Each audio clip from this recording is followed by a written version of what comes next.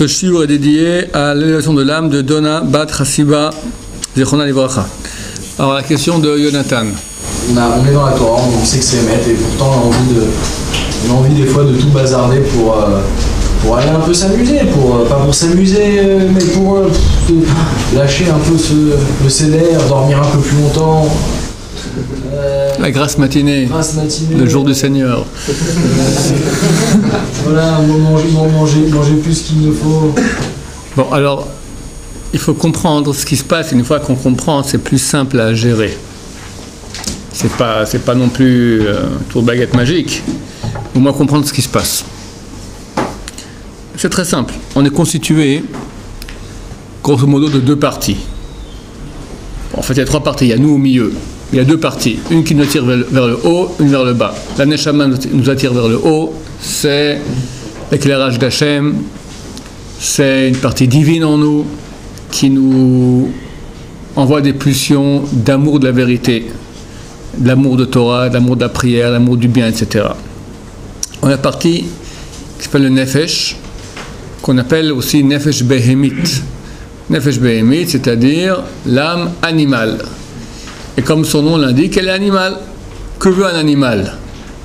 Gambader, ne pas être attaché. Il y avait un gars comme ça une fois, je crois. D'accord? Faire des courses de voiture, aller en boîte, fréquenter d'accord, un cheval, il fréquente des juments. Attends, tu lui mets un cavalier dessus, qu'est-ce qu'il fait? Il envoie balader, un rodéo terrible, un cheval non apprivoisé.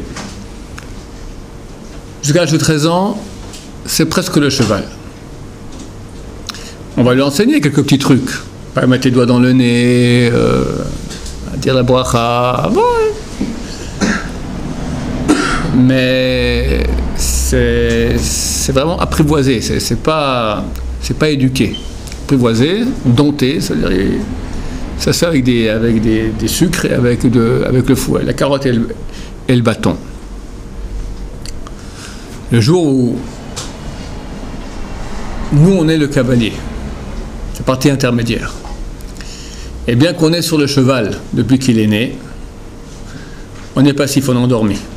Donc il fait ce qu'il veut.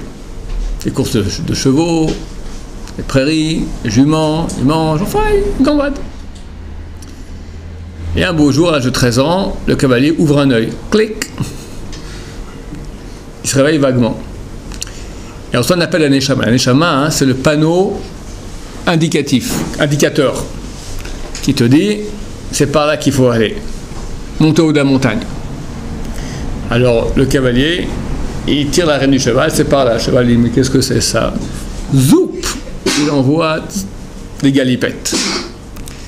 Mais il retombe de fou, et lentement. Et il y a une guerre qui se met en place. Maintenant, le cheval, il reste cheval. Hachem, il a fait que il y a un haut-parleur et deux micros. Un micro que possède le cavalier qui dit on va sur la montagne, et un micro que possède le cheval qui dit non, je veux la prairie. Et cet haut-parleur, il parle en nous, et on entend un haut-parleur. Donc très souvent on entend comme message, j'en ai marre. C'est pas moi, c'est mon cheval. Mais le cheval, c'est une partie de moi, donc il s'exprime. Je suis fatigué, c'est tellement beau, la campagne, pourquoi aller au haut de la montagne, etc.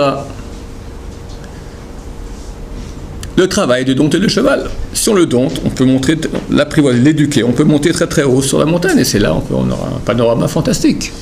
Bien mieux que le jour de la mort, qu'est-ce qui se passe? Le cheval, il meurt. Le cavalier se retrouve par terre, à pied. Et après, on peut pas monter la montagne. Où on est, c'est là qu'on reste. Bah, t'es où? Bah, un qui est là-bas, tout en bas dans la vallée, et puis un qui est au haut de l'Everest. Donc il y a avantage à dompter l'animal pour monter. Mais l'animal, il reste animal. Donc il est complètement naturel, et c'est impossible autrement, que l'animal ne réagisse pas, il réagit avec des vagues émotionnelles, sentimentales, puissantes de « j'ai envie ». C'est ça. Un animal, il n'est pas rationnel. Pour repérer qui parle chez nous, il faut voir le discours qui est fait. L'animal, on va commencer par parler, par la neshama. La neshama, elle dit « il faut ». Il est juste de. Ça, il faut pas, ça, il faut. Juste, faux. Faux, F-A-U-X. Ça, il faut, F-A-U-T. Le cheval répond toujours oui, mais. Oui, parce que l'argumentation rationnelle, il ne peut pas se battre contre.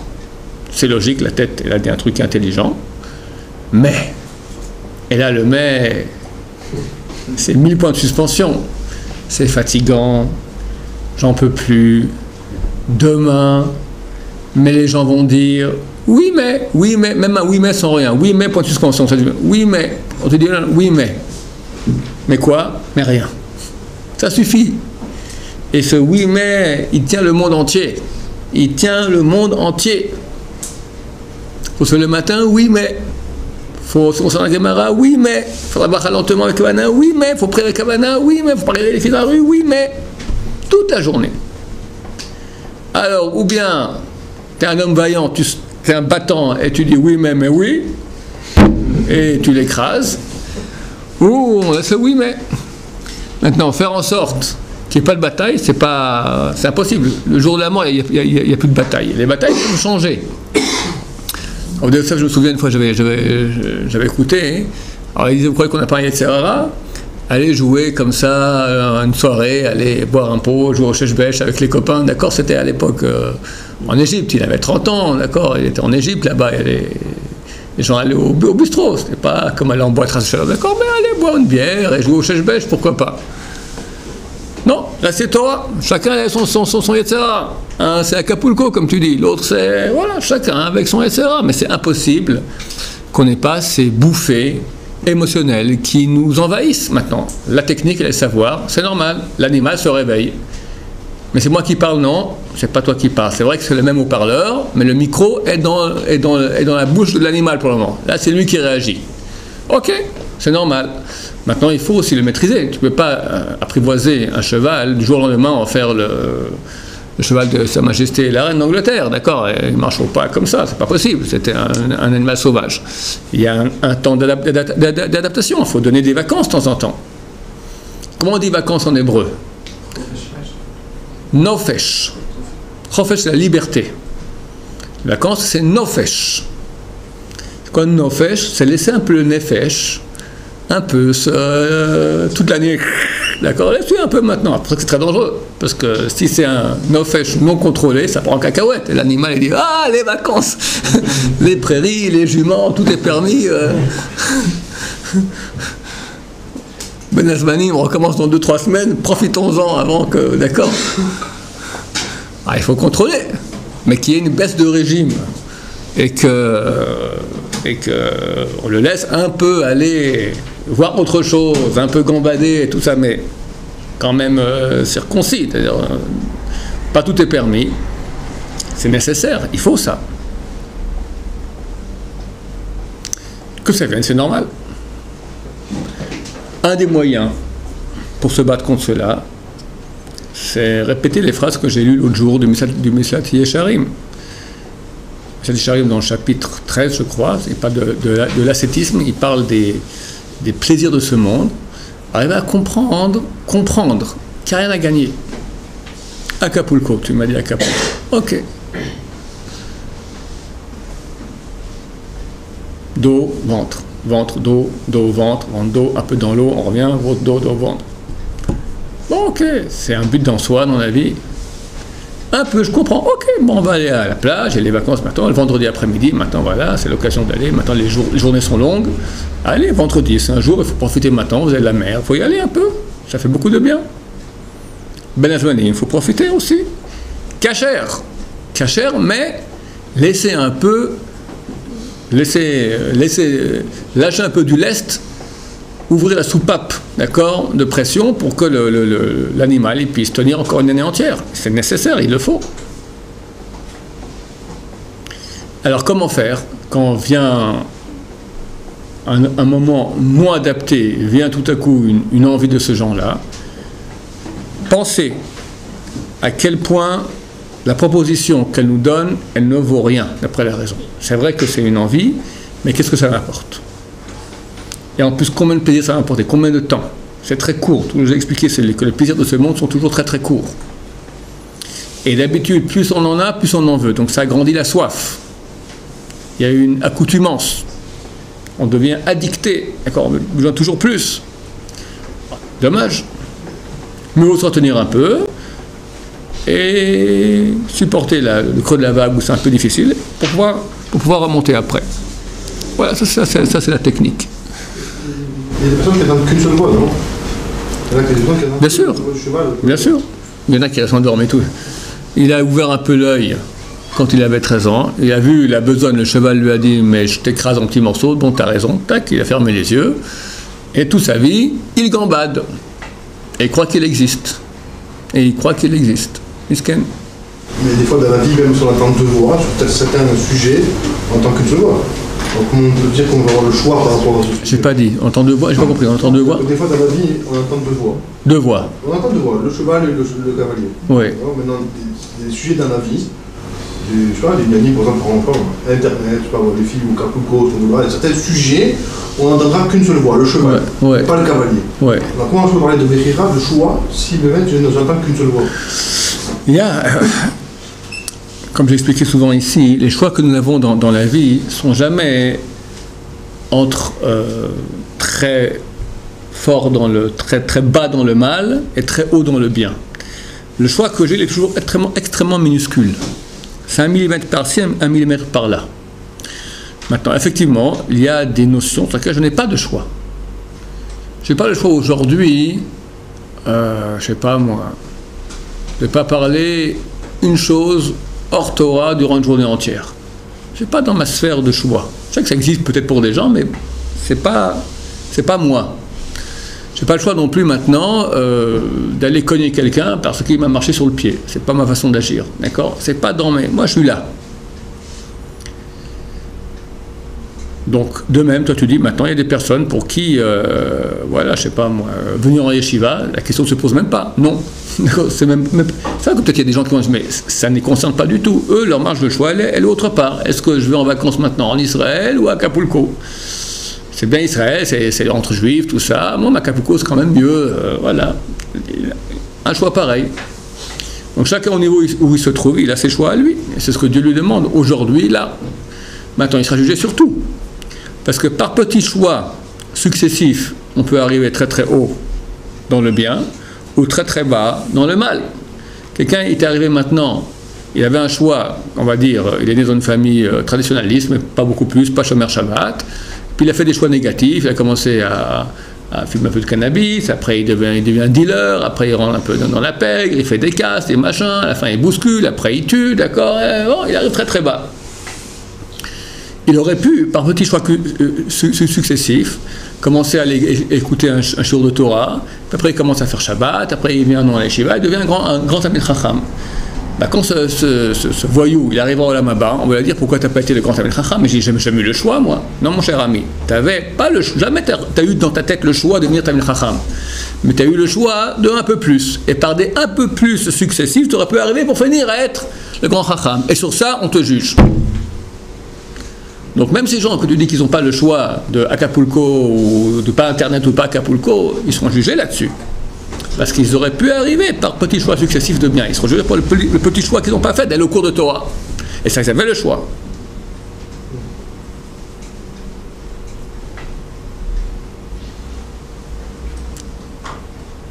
Ben voilà. Là, des fois, il y a le choix, mais ça va tellement vite qu'on n'entend même pas la voix du cavalier. Alors ça, il faut faire du moussard. Quand quelqu'un, je répète la question, des fois le choix va tellement vite qu'on n'entend pas la voix du cavalier. Et c'était trop vite. Alors le soir, ou un moment, on s'assied, on fait son bilan. On voit que là, il y avait une erreur. J'ai réagi trop vite. Pourquoi c'est arrivé? D'abord, bien se convaincre, renforcer la conscience que c'est mauvais. Il ne fallait pas faire ça, c'est une erreur. Et regretter, vraiment être mal à cause de ça, mal artificiel, parce que si on devient mal vraiment, après on ne fait plus rien, d'accord? Mais travailler là-dessus, qu'on est désolé que ça arrive, la prochaine fois ça n'arrivera pas.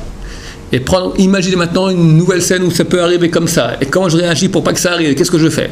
Et là, quand ça arrive, on retombe dans le panneau de nouveau, parce que c'est pas une fois qu'on s'en sort. Et alors de nouveau on fait du moussard, de nouveau on se travaille, on réfléchit, et pourquoi, j'ai déjà réfléchi, je suis retombé, mais c'est un nul, mais il faut s'en sortir, trouver des solutions, mettre en place une stratégie. Au bout d'un moment, on s'en sort, ou on limite la casse, ou au moins ça arrive un peu plus tard. Il y a des progrès. L'homme est malléable, extrêmement malléable. Chacun maintenant, on a un ratson, maintenant on peut avoir un ratson bestial qui écoute le cheval. Le ratson aujourd'hui c'est l'Acapulco. Mon ratson veut l'Acapulco. Ton ratson bestial? Non, mon ratson, non. On a un ratson, on en a qu'un, on n'a pas dit une ratson. La personnalité définie par mon ratson. Mon ratson c'est moi. Non. Ton ratson c'est toi. J'ai pas de ratson. On va appeler ça, on va reprendre la terminologie juive. T'as nefesh, ruach, neshama. Nefesh c'est l'animal, le cheval. Ruach c'est toi, c'est le cavalier. Le cavalier il est entre le cheval et la neshama qui est le panneau indicateur qui est la direction qu'Hachem veut de nous. Attends, le cavalier il a une conscience qui lui dit c'est par là que ça se passe. Mais il est sur le cheval, c'est lui qui fait les efforts. Très, très souvent il démissionne, il dit c'est trop dur pour moi, le cheval il est trop fort, je suis le cheval. Le ratson c'est ça. C'est lui, le ruach. Ruach signifie souffle. C'est lui qui oscille entre la pulsion nishmatique et la pulsion nafshit. La pulsion divine et la pulsion animale. Donc tu as un ratson. Un ratson par définition. Maintenant, ce ratson, il va suivre une pulsion. Et tu as deux pulsions. Tu as une pulsion divine, une pulsion animale. Et tu as les deux, et c'est très rapide entre les deux. Ça veut dire que le ratson est soumis à un safek. Un ratson par définition, c'est quelque chose qu'il veut. Il n'a pas la possibilité d'aller à la gauche. Il veut, point barre. Non. La volonté, on l'a. J'en parle avec toi dernièrement. Malgré nous, nous voulons. Il n'y a personne au monde qui ne veut pas. Celui qui dit moi je veux rien, il faut expliquer qu'il veut rien, mais il veut.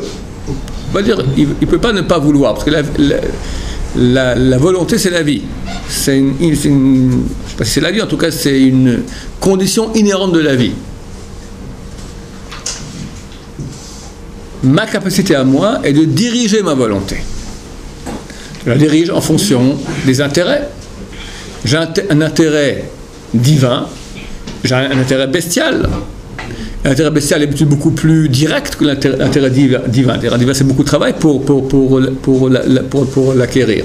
Bien qu'en fin de compte, si on travaille au bout d'un moment, il est bien plus fort. L'intérêt divin est beaucoup plus fort que l'intérêt bestial. En tout cas, j'ai deux intérêts. Maintenant, qu'est-ce que je fais? C'est moi qui décide. Tu as fait maintenant trois fois ta page de Gemara.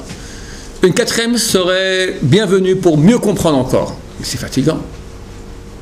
Bon, je la ferai, mais d'abord je vais boire un café. Non, maintenant. L'animal, il pousse café. Pause, fatigué. Le divin, il dit encore plus de Gdoucha. Toi, t'es au milieu. Tu as deux pulsions. Mais tu as une décision. C'est toi qui décides. Non? J'ai l'impression que mon ratson, c'est peut-être de faire soit faire une quatrième page, soit d'aller boire le café. Ah, c'est mon ratson. Maintenant, j'ai une autre voix qui va remettre en question mon ratson.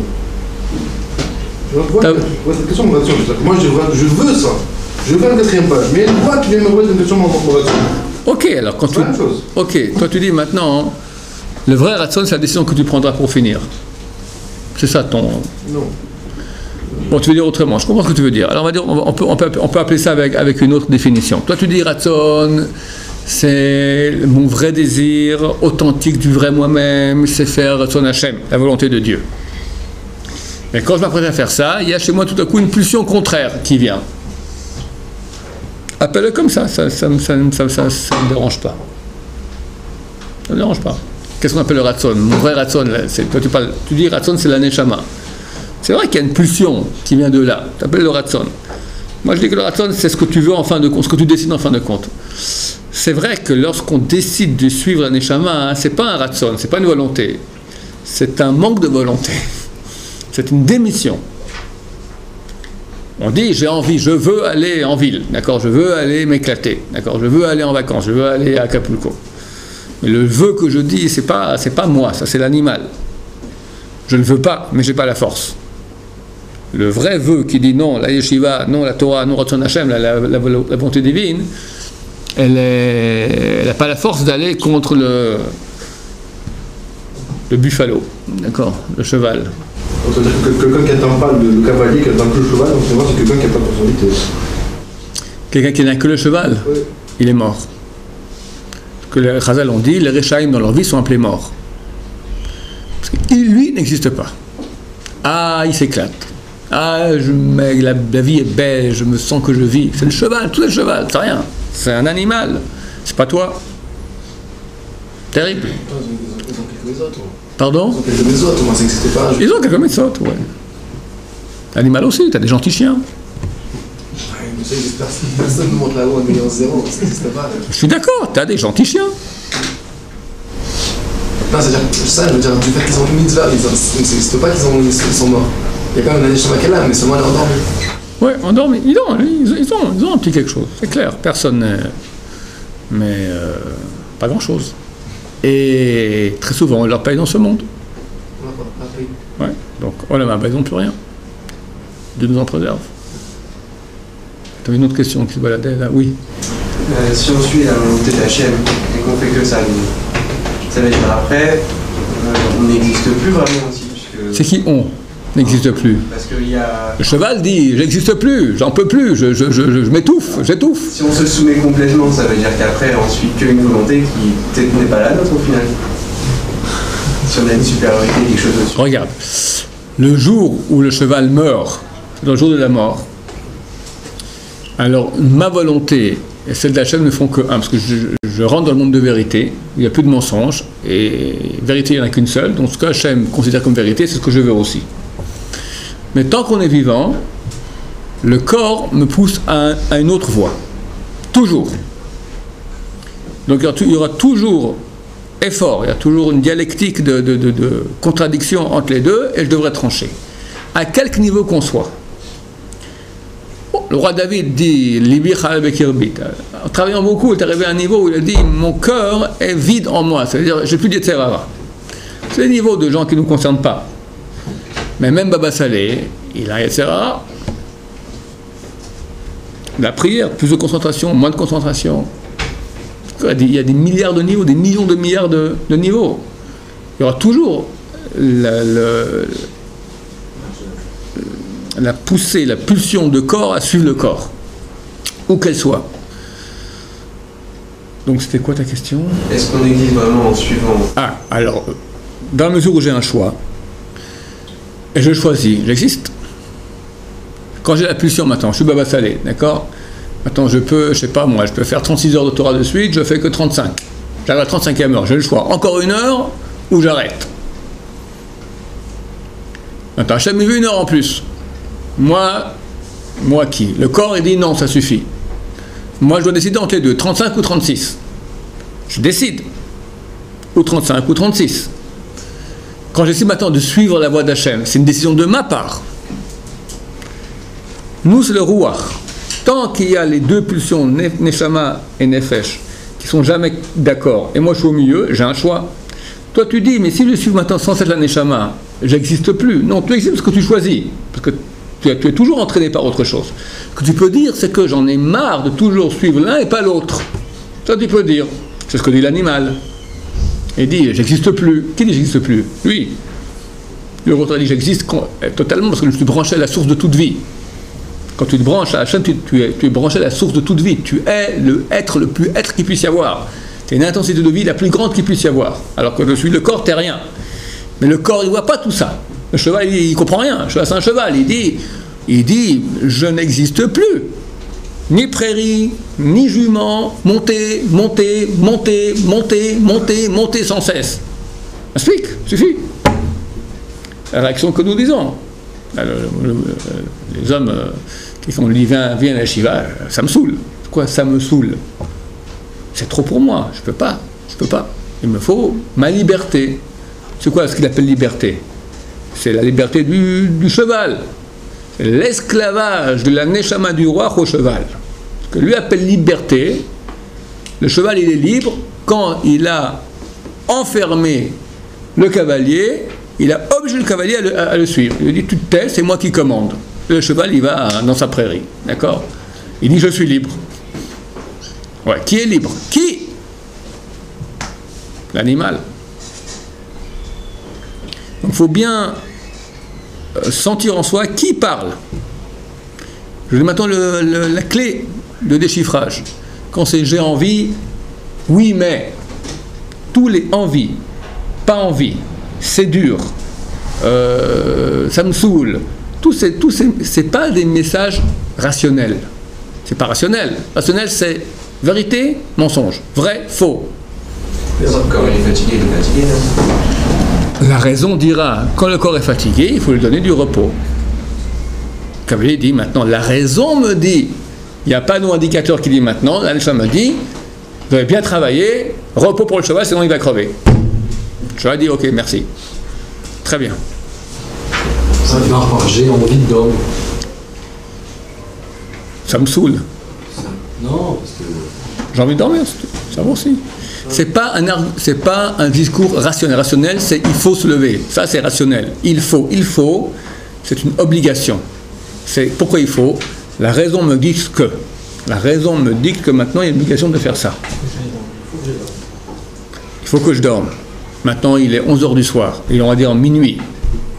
J'ai un Yetzirah terrible de faire du bruit dans les couloirs. Je fais un gezel, un vol de Torah de mes voisins. J'empêche les chambres de dormir.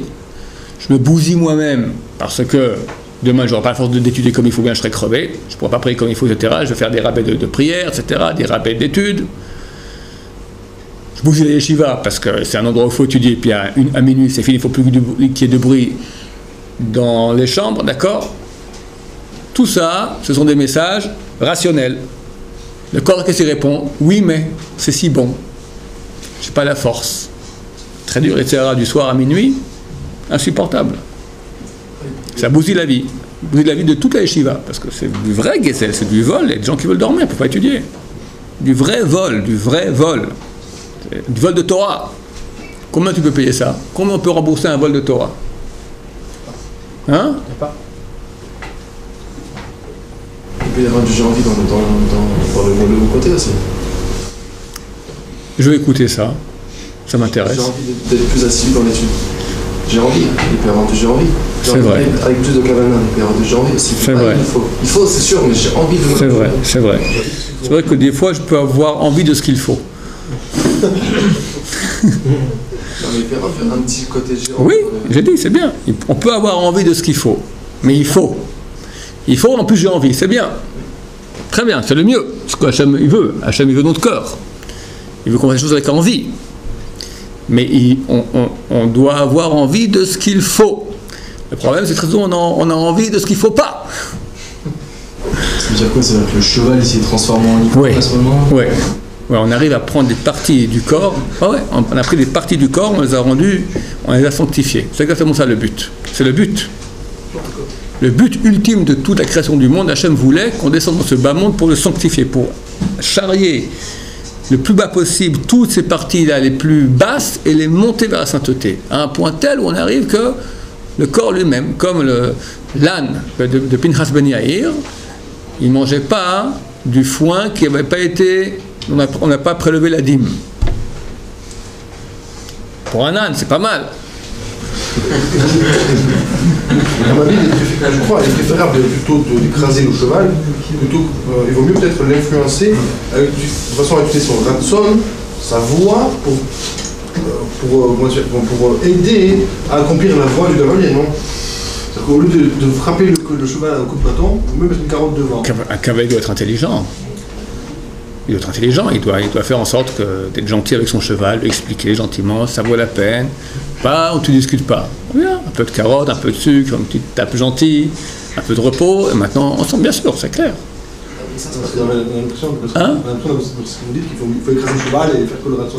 Il faut, c'est pas le cheval qui décide, c'est nous qui décidons. La raison, mais la raison me dicte qu'il y a aussi un cheval qui faut prendre en considération la question qu'il a dit. Jonathan, le cheval existe aussi, des fois, comment tu as dit, si il bosse sans ceci, il va crever, il doit se reposer. La raison me dit maintenant que le cheval doit se reposer, c'est clair. Et la raison me dit qu'il faut prendre des vacances pendant l'année.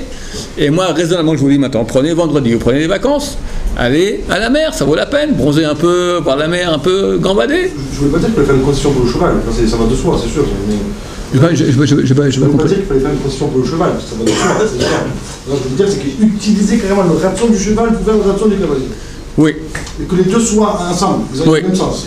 Toi, tu dis une chose plus intelligente. Tu dis maintenant, on va utiliser maintenant les pulsions du cheval qui sont des pulsions chevalines pour son Hachem. C'est ce que Chazal les ont dit. Mitor shelo lishma balishma.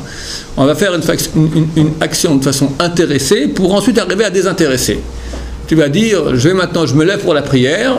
Comme ça quoi Rav Shaya racontons de moi. On va dire, tu peux parler au cheval un langage qu'il entend bien. Il écoute, prie avec intention, regarde pas des filles dans la rue, fais bien attention comme il faut, étudie bien ta Torah, tu auras une meilleure vie. Tu parles, c'est un argument chevalin.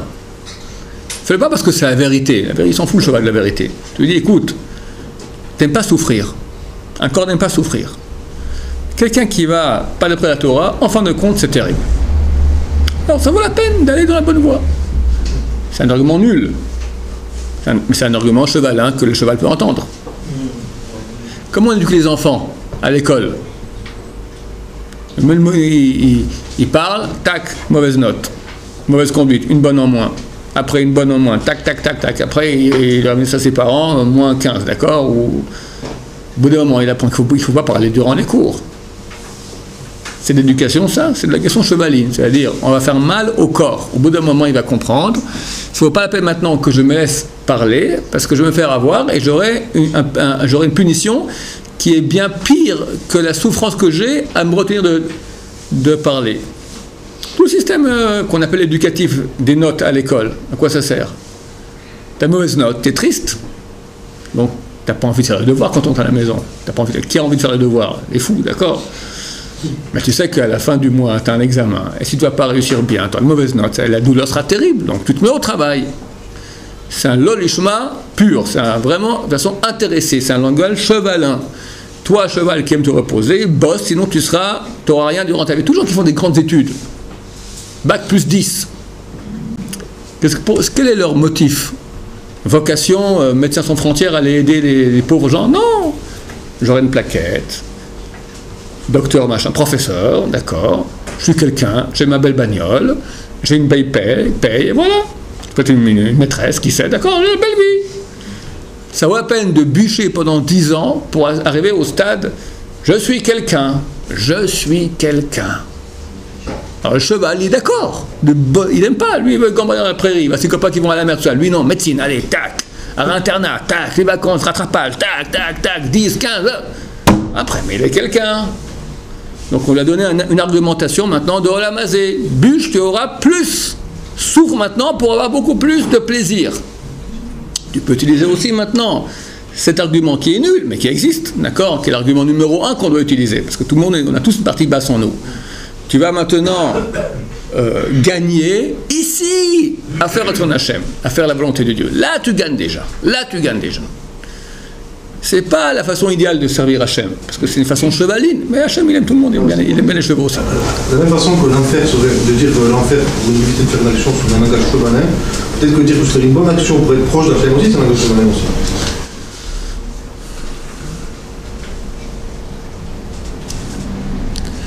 Je répète la question, toi tu dis le même de dire fais pas un péché parce que tu vas aller en enfer, c'est un langage chevalin. De même, fais pas un péché pour avoir accès à la proximité d'Hachem, c'est un langage chevalin. Ma réponse, il y a deux types de proximité d'Hachem. Si tu dis, ne fais pas un péché comme ça, tu auras droit au paradis, c'est chevalin. C'est la carotte. Tu as le bâton, l'enfer, tu as la carotte, c'est le paradis. Ça existe, et c'est juste, et c'est une façon de parler aussi. Il y a une proximité d'Hachem qui est autre chose, qui est je suis un amoureux d'Hachem. Si je ne dois pas le paradis, ni au Lamaba, c'est pas ce qui m'intéresse. Moi, je suis un amoureux d'Hachem. Moi, j'aime mon peuple, j'aime Am Israël, j'aime Hachem, je veux agrandir les frontières de la Kedusha, qui est plus de Kedusha dans le monde. Je veux être un soldat du bien. Ça, c'est très gratifiant, mais pas du tout de façon chevaline, c'est très grand, c'est très beau. La proximité d'Hachem, c'est une chose qui est plus grande que ça. Moi, quand je prie, je veux être proche de Hachem, sentir que je suis proche d'Hachem. Je ne veux pas dire, je vois une femme qui passe sans cesse devant les yeux. Alors, quand je sors et je regarde ça, ça me pollue la tête, ça me dérange. Je veux être proche d'Hachem. Comme quelqu'un qui est amoureux d'une femme et qui veut faire son désir. C'est beau, c'est ça ce que Hachem nous demande, faire les mitzvot par amour d'Hachem, le plus haut niveau qu'il puisse y avoir. Bechol levavecha, de tout ton cœur, de toute ton âme, tout ton pouvoir. Vous savez ce que ça veut dire, aimer Hachem. Est-ce que ça existe à un moment donné un niveau, c'est que le nefesh s'élève aussi spirituellement ou il reste toujours au niveau? Oui, j'ai dit, David Amelach est arrivé. Oui, bien sûr. Alors nous aussi, comme tu as dit, il y a des moments où tu as envie aussi, tu as des parties, des fois, quand Hachem nous dit de l'aimer, qui l'aime? C'est une partie basse. L'amour, c'est sentimental, c'est pas rationnel. Les parties basses, on va les faire, tu vois que tout coup, le corps, il a envie, il court faire le mitzvah. Hein? Ça arrive des fois. Je vous donne un exemple. Tu es dans l'avion. À côté de toi, il y a un jeune juif. Et il pose une question. Ouais, mais je comprends pas, moi, j'y crois pas ce truc-là, à la Torah. Et tu commences à argumenter. Et tu vois tu commences à mettre des bons points, il est intéressé. Parce qu'il doit partir, aller aux toilettes, d'accord, et bien, il rencontre quelqu'un, il parle là-bas. Toi, tu dis comme ça, heureusement qu'il est parti, ou dommage qu'il revienne vite, j'ai encore quelques bons arguments à lui donner. Qu'est-ce que tu dis? T'en veux encore? Alors tu cours à la mitzvah. Pourquoi? Parce que tu es un amoureux d'elle. Pourquoi tu veux le convaincre? Tu as des points pour Olam Haba? On se sent bien fait par le fait qu'il est en train de se rapprocher, on se sent bien fait. Pourquoi tu te sens bien fait? Parce que tu vas aller au Olam Haba? Tu as des points en plus dans le paradis? Par amour d'Hachem. C'est de l'amour pur. Hein? Pas forcément. Bien sûr. C'est quoi? On aime bien quand quelqu'un est dans une galère, on aime bien ne pas être seul dans la galère. On aime bien avoir plus de gens. C'est pour ça que tu vas le convaincre? Non. Ah, c'est sûr qu'il y a des gens qui sont ici. Ça existe, mais c'est pas du tout ça ton. Non, c'est comme ceux qui se marient, ils veulent marier tout le monde. On se met dans un truc, ils sont plus le faire des jumeaux pour tout le monde. C'est différent. Imaginez maintenant la situation dont je parle. Tu es avec quelqu'un maintenant, tu peux lui parler et tu arrives à le convaincre. Et tu parles de façon passionnée. Parce que dire, bon, lui, si au moins on sera les deux en même temps, je me suis trompé dans ma vie, enfin j'ai un doute, peut-être que lui, au moins on est deux à se tromper, ça rassure. C'est ça ton calcul? Pas du tout. Nous, c'est un amour d'Hachem. Que tu ne traduis pas par j'aime Hachem. Mais tu analyses exactement ça. Il y a un Sifri qui dit, tu aimeras l'Éternel ton Dieu. Le Sifri dit comment? Le faire aimer par les autres. Tu n'as pas de mitzvah qui est une traduction de l'amour de Dieu aussi grande que faire aimer Hachem par les autres. Abraham Avinu était appelé Oavi, mon amant, par Hachem, parce qu'il a fait 40 000 balais de Tchouva. Quand tu aimes Hachem, tu veux convaincre les autres. Te lever le matin pour Hachem, c'est dur. Dans mon lit, se lever, c'est dur pour se lever en courant pour aller prier Hachem. C'est pas notre niveau, d'accord, David Amelach. Mais nous, pas tellement, du tout. Mais quand tu es en face de quelqu'un maintenant, et tu as une pulsion de vouloir le convaincre de la beauté de la Torah, que c'est la vérité. Pourquoi tu fais ça? C'est par amour de la vérité, par amour pur de la vérité. Des fois, ça peut être pollué après par je vais faire chouva à quelqu'un. D'accord? C'est déjà une pollution, c'est des Olam Haba, machin, ça vient après. Mais la pulsion, elle est kadosh. Elle est kadosh, elle est une expression de notre amour d'Hachem. Et là, tu sens tout le cheval qui où est-il? Où est-il? Ta réaction, tu réagis, tu es endormi, tu es super réveillé. Le corps lui-même, tout il est tendu, tendu pour aller dans cette mitzvah. Donc, le but, c'est oui, prendre toutes tes pulsions corporelles et les diriger vers ce qui est kadosh. Très très tard déjà, excusez-moi. Baruch Adonai, Amen.